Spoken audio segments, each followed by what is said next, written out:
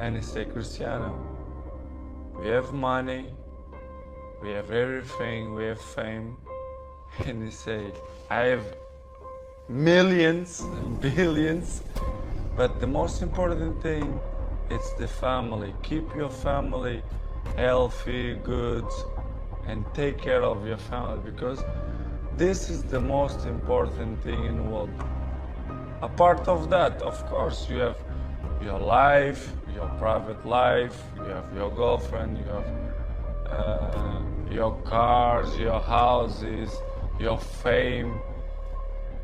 But in the beginning, your family, it's always with you, for the good moments and for the bad moments.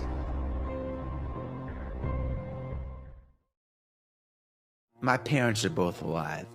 Are your parents alive? Mm-hmm. How old are your parents? 76, 74. And where do they live? Washington, D.C. And how often do you see them? Like twice a year. Okay. So most people be like, okay, you know, I have, let's say your parents live till 80, so they have 5 more years, okay? Let's just say roughly.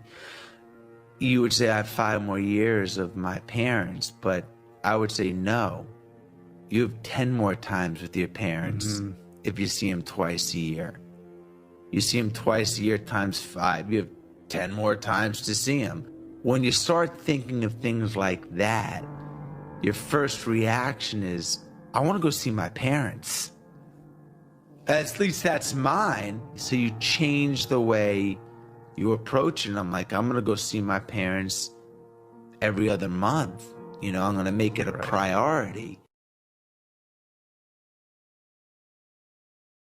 If seeing some family members makes you feel bad about yourself, listen up.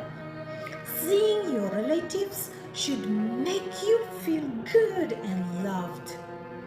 If you always leave a family gathering feeling worse about yourself than you did when you arrived, this is a sign that something is wrong. Your family should be supportive of your goals and proud of your accomplishments. You know, your mother, father, your sister, your brother, nobody in your family was successful. Now you sitting up in the house playing the blame game. Mom didn't make it, dad didn't make it, so I'm not gonna make it. See, don't blame them.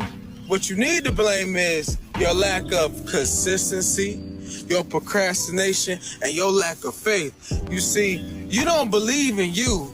You believe that everything is just gonna repeat itself. I'm talking about the history. You being stuck with the generational curse. But that's when you gotta take that generational curse and use it as a motivational burst to break the barrier, to set the tone for your family by creating an impactful legacy for your family and the world.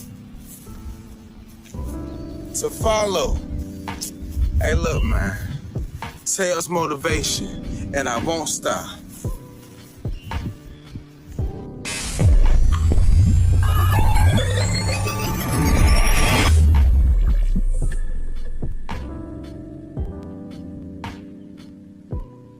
Put my father in jail for $25 worth of illegal substance. They put him in jail for 7 years.